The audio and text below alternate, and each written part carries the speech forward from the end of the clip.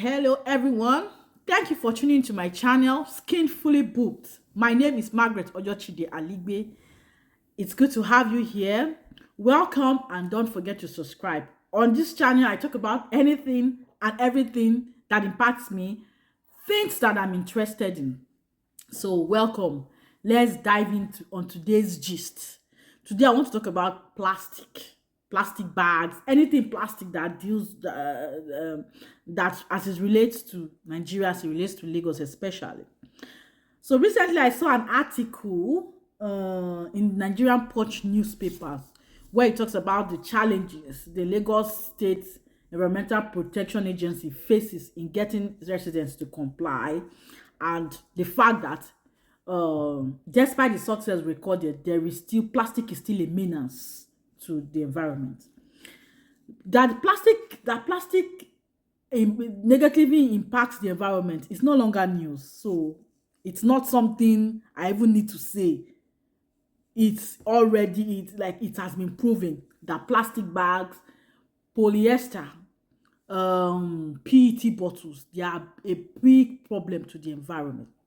And the article mentioned that Nigeria recycling industry is estimated to be at least $2 billion. That's a lot of money if you ask me. And then Lagos, that has an estimated population of 22 million inhabitants, generates 870,000 tons. 870,000 tons of plastic waste annually. When you consider that Lagos is a coastal city, Lagos already has drainage problem. Imagine all that waste you see in the drainage system. They are finding their way straight to the lagoon and then straight to the Atlantic Ocean. Imagine the impact. Imagine the impact on marine life, even the health of the inhabitants of the city. Imagine what it's like. And then I want to quickly mention some of the figures. I actually wrote I wrote a research for my master thesis for my masters at Uppsala University. So then my topic was focused on plastic bags in Lagos State. So quickly, I want to talk about I want to read a part of my thesis and some of the information I got during my research. So I'm reading it here now. It says, being one of Africa's highest plastic consumer and producer in Nigeria, Nigeria has a history of between plastic resin production. Between 2009 and 2015, Nigeria produced 2.3 million tons of primary plastic. You can imagine that. And in 2013 alone, plastic product company had a production capacity of 100,000 tons per year. This is a research by someone named Ayogu in 2021 and Heinrich Böll Foundation in 2020. Then it goes further to say that between 1996 and 2017, Nigeria imported 20 million tons of plastic, which continues to double. You can imagine that.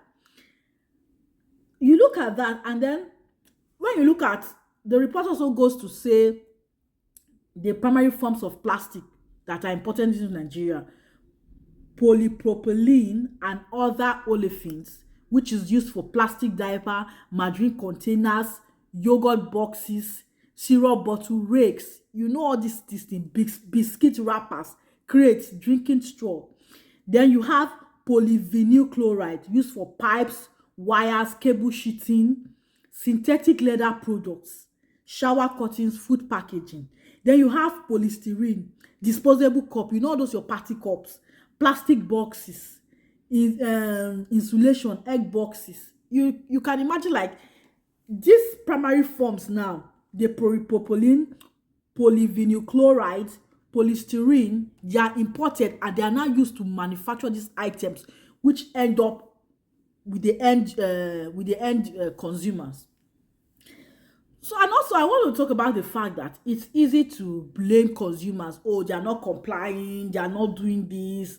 You are, or despite the initiatives you are doing, these consumers are not complying. The inhabitants of this city are not complying.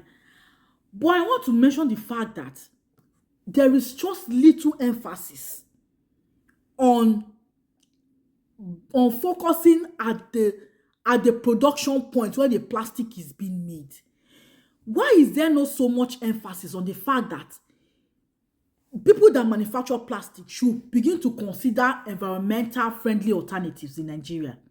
So if people are importing this thing and they get approval from whichever organization they get approval from Nigeria, why can't there be a call for that to be focused on environmental friendly alternatives so that the plastic produced at the production point is environmental friendly, and then we have less hassling dealing with people that use uh, people that use the plastic at the end point. This is something that needs to, like, we just have to refocus when we talk about plastic recycling in Nigeria. I know that yes, most times when people talk about plastic recycling, they always talk, oh, they converted the plastic to bags, they broke it down to pebbles and whatnot, you convert it to polyester fiber to make shoes and all that. Research has also shown that polyester fiber is not even it's not even environmental friendly.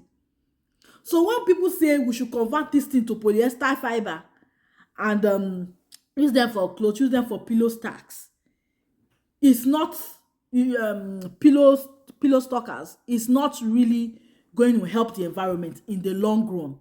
So we are saying, because the point I'm trying to make is, if what makes plastic destructive to the environment, what makes plastic non-biodegradable, that can make plastics to stay in the environment for years without breaking down, is not factored in at the beginning point of production.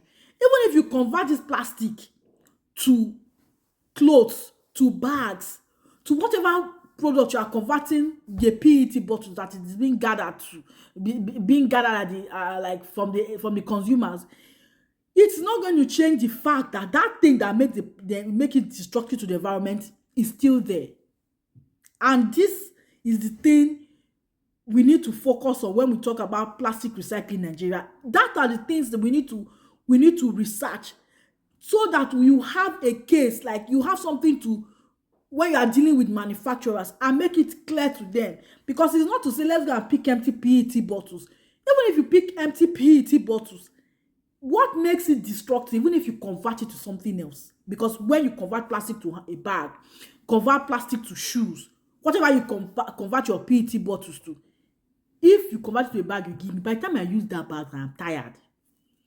Unless I give it to someone, it depends on the useful. Okay, yes, okay, it depends on the useful life of the bag that is made from PET bottle. That item now, it can keep going and going and going and going. It will not still be biodegradable, because if it ends up in the trash, it's still going to impact the environment like a PET bottle would. This is the thing. Except they are saying by the time you are converting that plastic to fiber, you are converting that plastic to something else, you are finding a way to break down the content of the plastic, the chemical that is inside the plastic that makes it destructive to the environment. You are finding a way to extract that chemical, you are finding a way to destroy that chemical before you convert it to another consumer item. Because if that is not done, by the time you convert it, you make this into bags, into shoes, it is the very thing that makes plastic destructive to the environment will still be inside those items. And these are the issues. So I'm just hoping, like, we could talk more on these things as it's where from the point of production, so that we don't focus so much on the end users, and then we are doing all these initiatives, it's still not helping the environment. If it rains today, you go to Maraba Nyanya, you go to, like, anywhere you know that there's a drainage problem, there is flooding problem, the chances of you seeing plastic as most of the trash It's like it's like 9 out of 10. It's you will see plastic like you will see those PET bottles, you will see those party packs, you will see nylon, the nylon from bread. Just you will see plastic spoon. You will see them when when there is flooding. And the thing is, from my research which I did for my master thesis in 2021, the biggest challenge is lack of alternatives. So we are saying things like, okay, do environmental friendly alternatives. We are talking of using leaves, for example, using jute. By the way, jute is ewedu. Ewedu fiber, jute is ewedu fiber. That is the thing, like the stems that when you remove your ewedu and you throw away, that stem is what is being processed into fiber that is used to make bags. Those bags we import from India, we import from China in Nigeria. This is what they use it for, that same ewedu. So these are the things we need to focus on. When people say, oh, alternatives are expensive, okay, let's manufacturers say they can't give up plastic production because alternatives are expensive. How about looking for ways for to give them incentives? Okay, try out ewedu stem. Let's try it out to launch like a pilot program, stage by stage, to get consumers to test it in this to test it in, to test this thing out. I know there's the plastic bag prohibition bill which was gathering momentum at some time, then it eventually died. That bill does not even talk about alternatives. It just talks about punitive measure to arrest people, to charge people, fines and time in prison. It does not talk about alternatives. And and what is fun is that from my research, many people don't even know that there's anything like that, that there's even a bill. People are not even aware. So imagine if it was signed into law.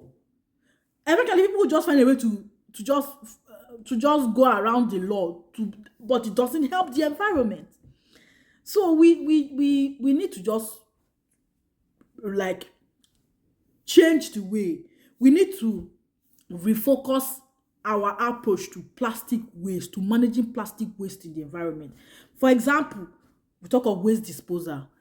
When if I'm to walk from, let's say, area 10, I'm to walk, let's say Abuja, for example, I walk from conference center in area 10 Abuja all the way to area 1, and I'm drinking I'm drinking a soft drink. How many dustbins are on the road for me to drop my plastic?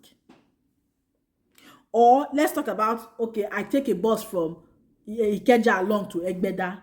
Are there dustbin when I come down for me to drop my trash? All those things, like dustbins have to be within walking distance for people, you know, for people to encourage people to comply.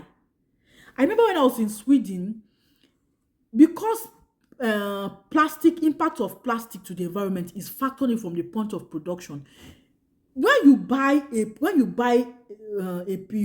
product inside a PET bottle, you know how much you are going to get from that PET bottle when you recycle it. Recycling machines are just like everywhere, like they are in the shopping mall. So there's nothing like saying you don't know where they are. They are just readily, they're just there. You just go put in your bottle, collect your receipt, and you get your money instantly. There is no need to weigh anything. There is no need to, it just makes the process easy for people to be involved in the recycling, in recycling plastic. All these things like are things we need to factor in. Let's not always say, let's not, because what we have now in Nigeria is really not working. It's really not working. It's not for us to just say we've gotten more investment. This thing that makes the fact that the production point is not factored in. There is always focus on the end users, the end users, the end users. It's not going to help. It's not going to help in Nigeria in achieving whatever plastic recycling target that is set for 2030, 2050, or whatever it is that different state governments or the national government has set for helping the environment. So this is what I want to talk about today. What do you think about plastic recycling in Nigeria? What are your opinions? What do you think we can do better as a country to improve uh, the reliance on plastic? Yes, so let me hear your feedback. Thank you so much for watching.